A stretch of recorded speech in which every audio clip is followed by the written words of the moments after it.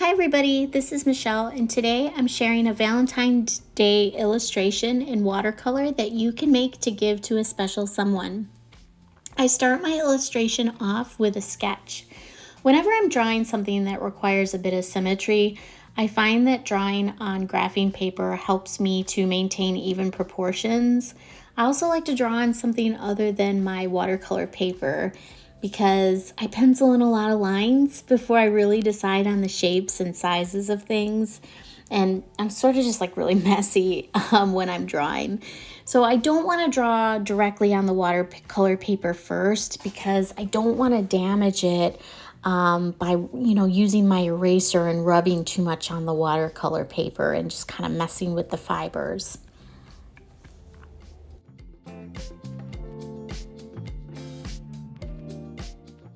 So here you see I'm going to add a little bit of a 3D sense to this illustration by showing you somewhat of the underneath the box.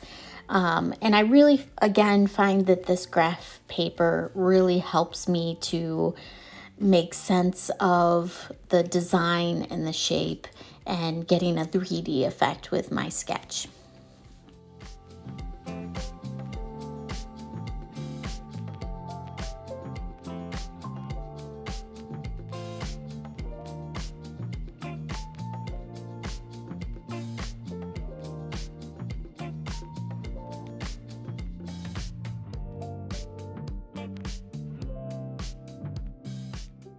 And here you see me drawing sort of the bottom of the box where the chocolates will be. And so I kind of have the top of the box sort of resting, like sitting over it. And so it's exposing some of the little chocolates that I'm going to paint in as well.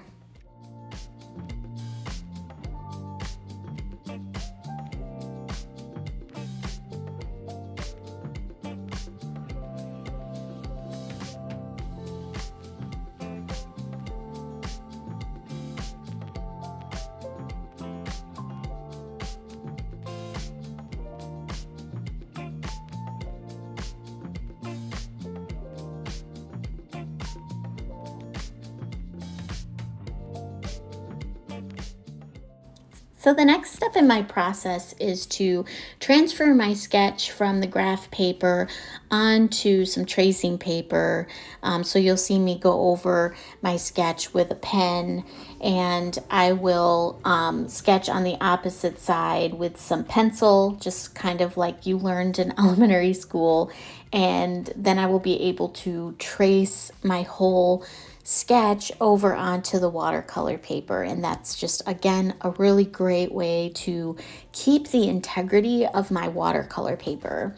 And, obviously doing too much erasing, it can degrade the quality of the paper, and then that degrades the quality in which the paint will absorb into the paper. So this is just a really great way on the front end of your process to, create the best possible painting outcome.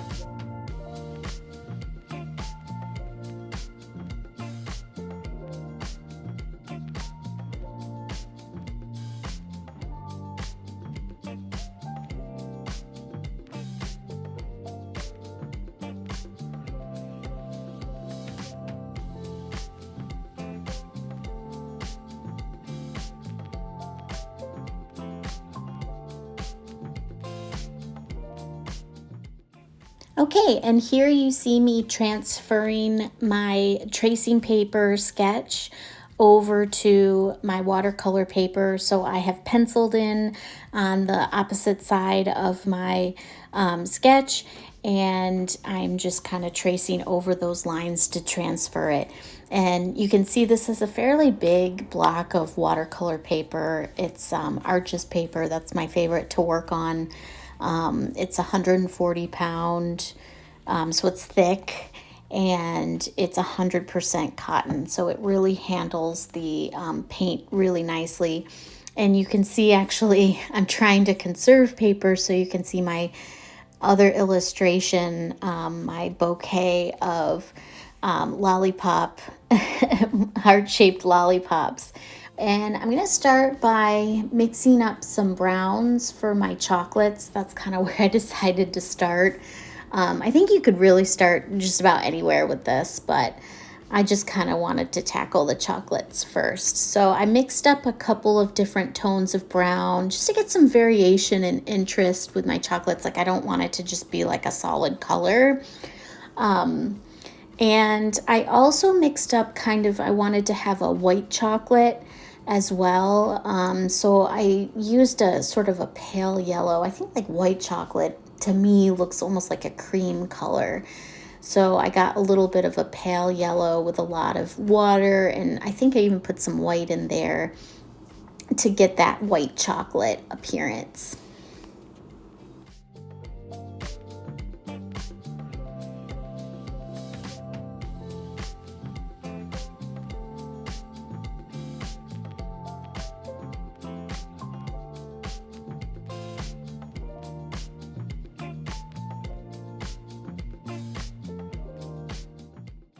So now that I've mixed up my paints, I'm ready to hit the page. I'm painting my chocolates by starting with sort of a really watery mix. With watercolor, you do want to go light to dark generally. And I kind of just like how it starts out on the page. I don't want to go in too heavy with color, and because you can always build it up later. So I do like, kind of going in with that darker brown for my chocolates on the edges of the chocolate while it's still wet, because that's going to give me a nice sort of blend. I want to give the viewer a sense of depth and shadow on the sides of the chocolate where it would be sitting in sort of the well in the box. And that to me gives it an appearance of being 3D, because the lightest part of these little chocolate candies is going to be the top where the light is sort of hitting it, right?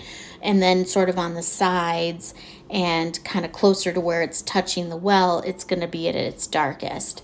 So even in some areas where I thought maybe my chocolate was a little bit too dark, even on top, you'll see me clean off my brush with water and just sort of dry it a little bit so it's like a damp, clean brush.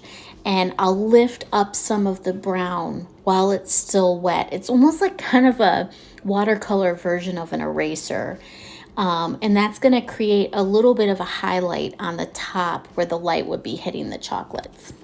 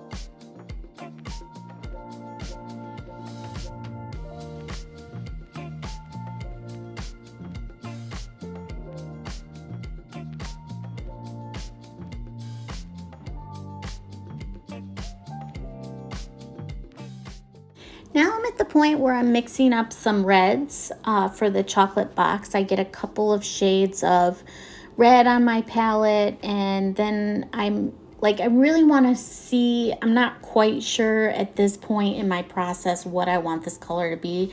So I start with sort of the lighter, more watery red.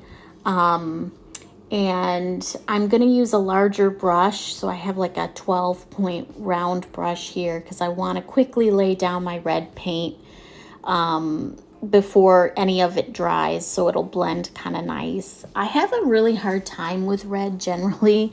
I don't really love the reds that are in my set of paints. So I actually use a Winsor & Newton tube of red. And I'm still not generally ever happy with the first layer of red. It's just like a tough color for me. So you'll see as I'm painting this, I'll sort of start thinking about, I'm not really in love with this shade of red as I'm finishing up this first round on my box. So I'm going to add in a darker red that has a thicker consistency, just to kind of maybe give it a more of a richer texture, which is kind of what you see on, Valentine's Day decorations. There's a very specific red. It's almost a little bit gaudy to me, but I want to stay, consistent with what Valentine's Day is. So I'm just going to go with it.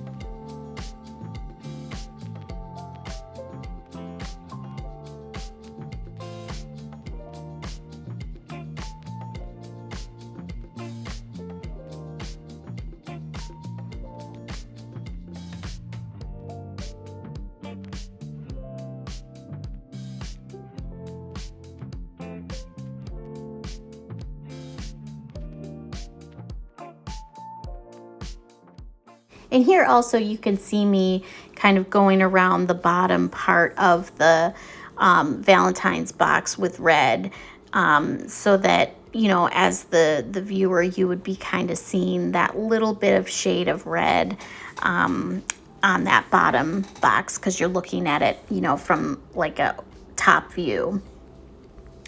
And so now I kind of move on to painting the inside of my chocolates box, right? So, the base of the box and the wells that the chocolates are sitting in.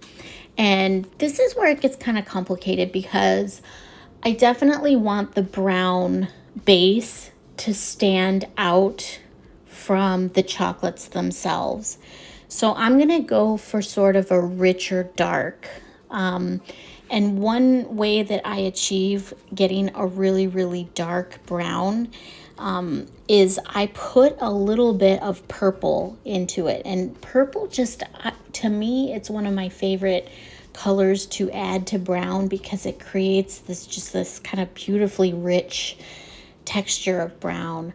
You do have to be careful not to overdo it when you're adding purple, because like purple and I would say red are two colors that if you mix in with other colors, they tend to take over. So I would go slow with it, and just make sure that you get the proportions of brown to purple how you like it. And, go sparingly, go slow with the purple, so that you're not, I guess, overwhelming your brown and turning it into essentially purple.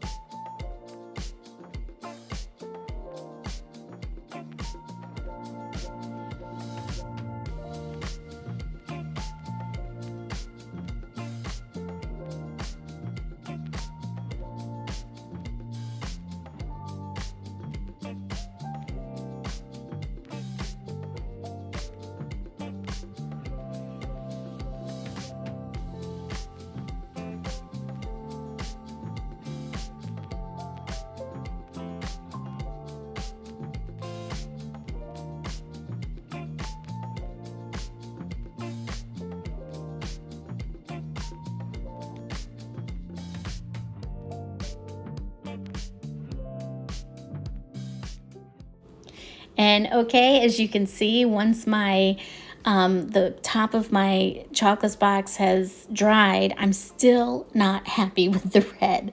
So I mixed up a few different reds to just get until I felt like I kind of got this rich, I don't know, I just feels like it was the Valentine's red finally.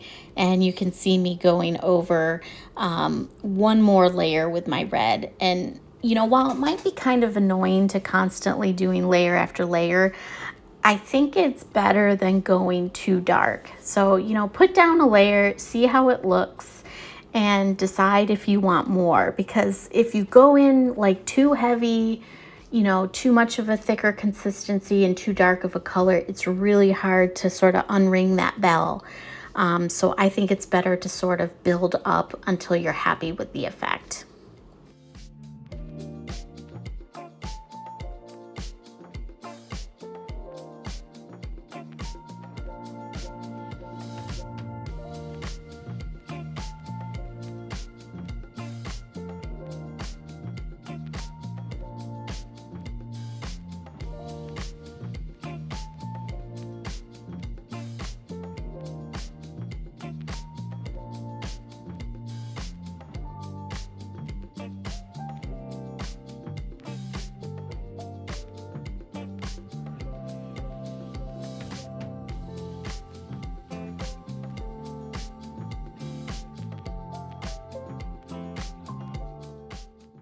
Now that my brown is dry on the inside of the box of chocolates, I go in with a bit of a darker, thicker consistency of brown around my chocolates to give the viewer a sense of depth, where the chocolates would be sitting sort of in a well in the box, like where the well is sort of a little bit wider than the chocolate itself.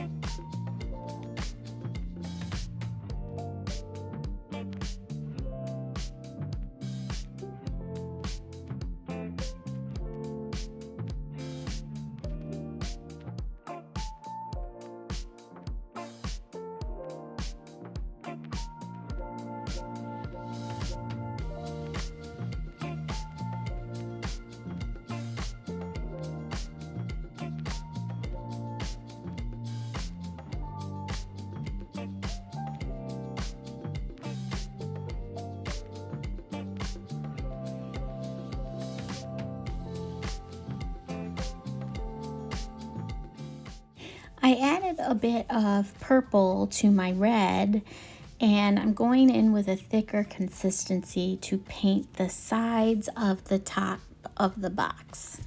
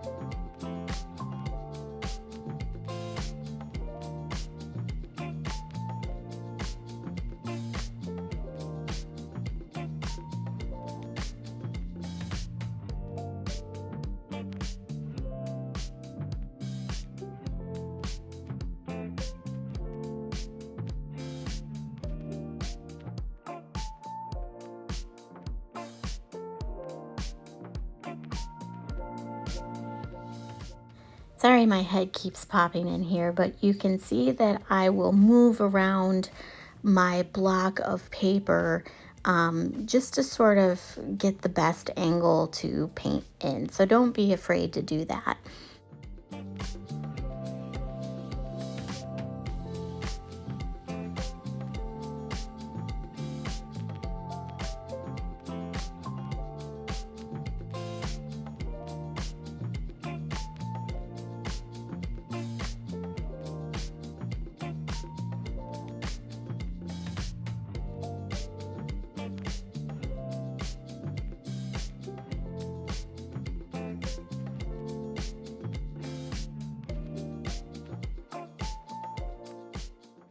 I thought it would be fun to sort of differentiate my box of chocolates from others. I took my white gel pen and drew in some botanicals, some kind of like florals, and I covered the whole box, top of the box with this, and I think it adds a delicate, pretty dimension to my painting.